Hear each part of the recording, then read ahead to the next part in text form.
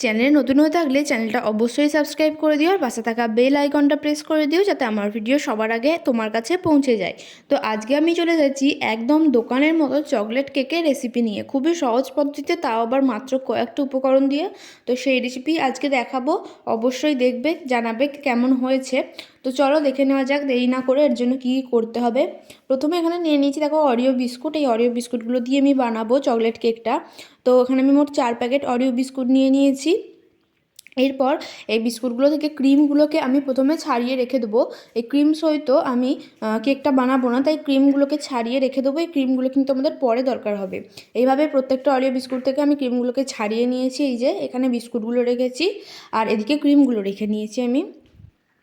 তো এরপর আমাদের অরিও বিস্কুটগুলোকে গুঁড়ো করতে হবে, তার জন্য এখানে একটা মিক্সিতে আমি বিস্কুটগুলো ঢেলে দিচ্ছি। এরপর সব বিস্কুটগুলোকে দেওয়ার পর আমি এখানে দিয়ে দেবো চিনি।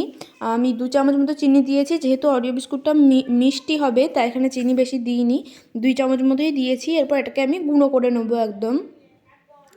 এই যে দেখো আমি গুঁড়ো করে নিয়েছি একদম, ঠিক এরকমভাবে ফাইন একদম হবে এটা। এরপর আমি যে পাত্রটাতে ব্যাটারটা তৈরি করব সেই পাত্রটাতে অরিও বিস্কুটের গুঁড়োগুলো আর চিনির গুঁড়োটা নিয়ে নিয়েছি একসাথে। এরপর এখানে দিয়ে দেবো, আর দেখতেই পাচ্ছ একদম অল্প পরিমাণে বেকিং সোডা আর একদম অল্প পরিমাণে বেকিং পাউডার। এরপরে এই বেকিং পাউডার আর বেকিং সোডাটাকে দিয়ে খুব ভালোভাবে এই বিস্কুটের গুঁড়োটাকে মাখিয়ে নেব, প্রথমেই শুকনো। এরপর অল্প অল্প দুধ দিয়ে আমি এটাকে মাখাবো। এই দুধটা তোমরা গরুর দুধও ব্যবহার করতে পারো অথবা মিল্ক পাউডার গুলেও ব্যবহার করতে পারো। আমি এখানে মিল্ক পাউডার গুলেই ব্যবহার করেছি। তো এইভাবে অল্প অল্প দিয়ে মেখে নিতে হবে আমাদের, পুরোটা একবারে দেবো না। আর এটাকে যত ফ্যাটাবে তত তত কিন্তু এটা বেশি ফাঁপবে এবং খেতেও ভালো হবে। তো চলো একবার তোমাদের ব্যাটারটা তৈরি করে দেখাই। এই যে দেখো ব্যাটারটা তৈরি হয়ে গেছে, ঠিক ঘনত্বটা এরকম হবে এই ব্যাটারটার। এরপর এই ব্যাটারটা থাক, এখন এখানে আমি তোমাদের ক্রিমটা তৈরি করব। এবার দেখো এই ক্রিমটা যেটা আমি অরিও বিস্কুট থেকে ছাড়িয়ে রেখেছিলাম সেটা আমি এখানে নিয়ে নিয়েছি, একটা বাটিতে আমি নিয়ে নিয়েছি। এরপর এতে আমি গরম দুধ দিয়ে দেবো, যেই দুধটা দিয়ে আমি গুলেছিলাম ওই অরিও বিস্কুটের গুঁড়োটাকে, সেই দুধটা এখানে দিয়ে দিচ্ছি। তবে এটা অবশ্যই গরম দিতে হবে। গরম দুধটাকে দিয়ে এরপর ক্রিমটাকে আমি খুব ভালোভাবে এভাবে মেখে নেবো, গলিয়ে নেব। আর এটাই আমাদের কিন্তু পরবর্তীকালে কেক তৈরির জন্য লাগবে। তো এই যে দেখো কত সুন্দরভাবে তৈরি হয়ে গেছে এই ক্রিমটা।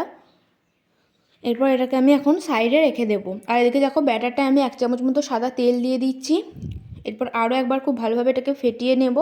খুব ভালোভাবে এটা যত বেশি ফেটানো হবে তত বেশি কিন্তু ফাঁপবে এবং খেতেও ভালো হবে। আর এটাকে এরপর আধ ঘন্টা রেস্টে রেখে দেবো।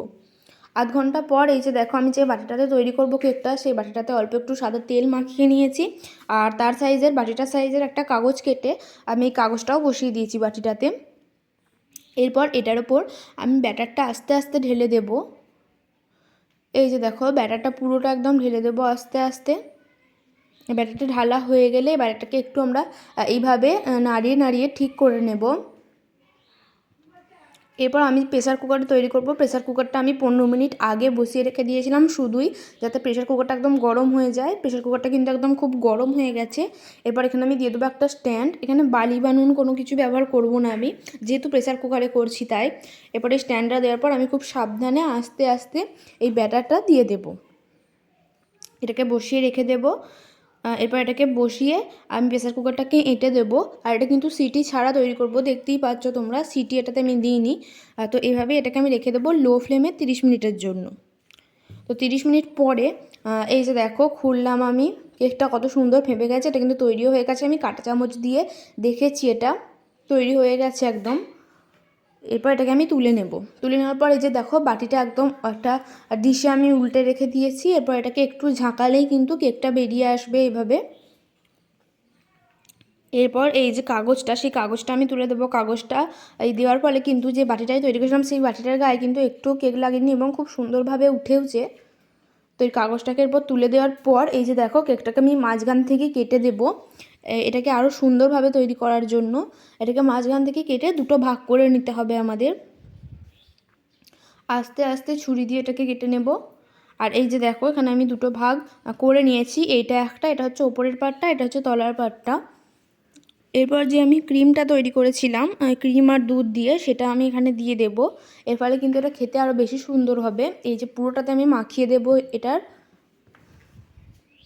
আস্তে আস্তে এটাকে খুব ভালোভাবে মাখিয়ে নিতে হবে। এরপর ওপরের যে পার্টটা আর সেই পার্টটা আমি এই ক্রিমটার ওপরে দিয়ে দেব। এই যে দেখো দিয়ে দিলাম। আর এরপর এখানে কেকটাকে আরও টেস্টি করার জন্য ওপর থেকে আমি মেল্টেড চকলেট দিয়ে দেবো। অর্থাৎ আমি ডেয়ারি মিল্ক এখানে নিয়ে গলিয়ে নিয়েছিলাম খুব ভালো করে, তো সেটাই আমি এখানে দিয়ে দিলাম। এই যে দেখো খুব ভালোভাবে এটাকে এরপর দিয়ে দিতে হবে। এর ফলে কিন্তু খেতে আরও বেশি টেস্টি হবে কেকটা এবং দেখতেও সুন্দর লাগছে। তো এইভাবেই পুরো ডেয়ারি মিল্কের যে গলিয়ে রেখেছিলাম সেটা পুরোটাই দিয়ে দেবো আমি এখানে। আর এইভাবে দিয়ে নেওয়ার পর আমি একটু অরিও বিস্কুট যে যখন গুঁড়ো করেছিলাম সেই গুঁড়োটা রেখে দিয়েছিলাম, আর সেটাই উপর থেকে ছড়িয়ে দিচ্ছি। এর ফলে দেখতেও কিন্তু অনেক সুন্দর লাগছে। তো এইভাবে ছড়িয়ে দিলেই কিন্তু আমাদের তৈরি হয়ে যাবে আজকের এই চকলেট কেক, খুবই সহজ পদ্ধতিতে। কেমন লাগলো আজকের এই রেসিপিটা জানিও, আর ভালো লাগলে অবশ্যই একটা লাইক করে দিও।